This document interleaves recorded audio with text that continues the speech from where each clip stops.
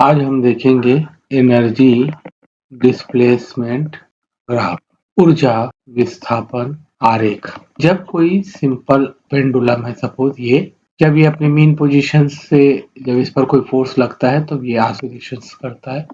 इस कंडीशन में जब इसकी ये मीन पोजीशन है, इस मीन पोजीशन पर इसको न्यूटन फोर्स की वजह से एक गति मिलती है और इसकी वजह से इसमें वेलोसिटी आती है।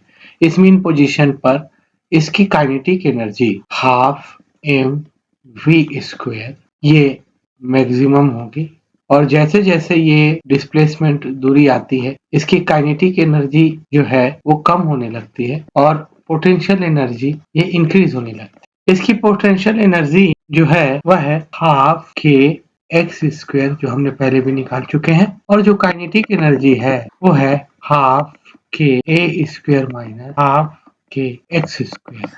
इस कंडीशन में यदि मैं इस डायरेक्शन में यदि मैं डिस्प्लेसमेंट को लूं और इस डायरेक्शन में यदि मैं एनर्जी को लूं तो एनर्जी ये वाई एक्सिस में होगी और इसकी मीन पोजीशन की इस तरफ का एम्पलीट्यूड है दोनों डायरेक्शन में, और इस डायरेक्शन में एक्स डैश।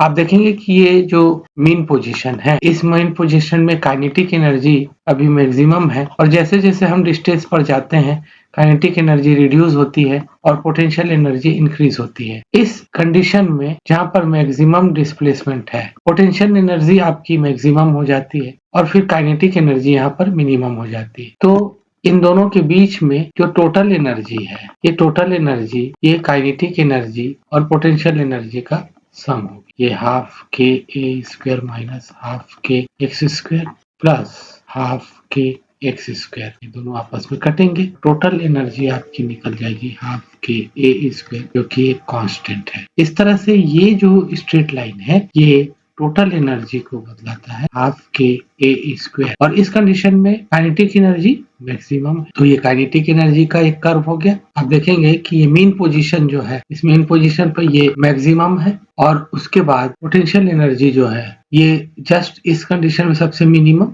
तो पोटेंशियल एनर्जी के लिए जो कर्व आएगा इस तरह से आने वाला, तो ये पोटेंशियल एनर्जी है, ये जो है काइनेटिक एनर्जी है। ये कर्व जो है energy displacement graph of the free harmonic oscillation की मेन पोजीशन पर काइनेटिक एनर्जी सबसे ज्यादा होगी और फिर वो काइनेटिक एनर्जी रिड्यूस होती जाती है। इस कंडीशन में पोटेंशियल एनर्जी सबसे मिनिमम होगी और मैक्सिमम डिस्प्लेसमेंट अर्थात एम्पलीट्यूड की कंडीशन में काइनेटिक एनर्जी सबसे मिनिमम अर्थात 0 हो जाएगी और पोटेंशियल एनर्जी मैक्सिमम होगी। जैसे जैसे मेन पोजीशन की तरफ आते हैं पोटेंशियल एनर्जी आपकी कम होते चली जाएगी। तो इस तरह से ये फ्री हार्मोनिक ऑसिलेशंस का एनर्जी डिस्प्लेसमेंट कर्व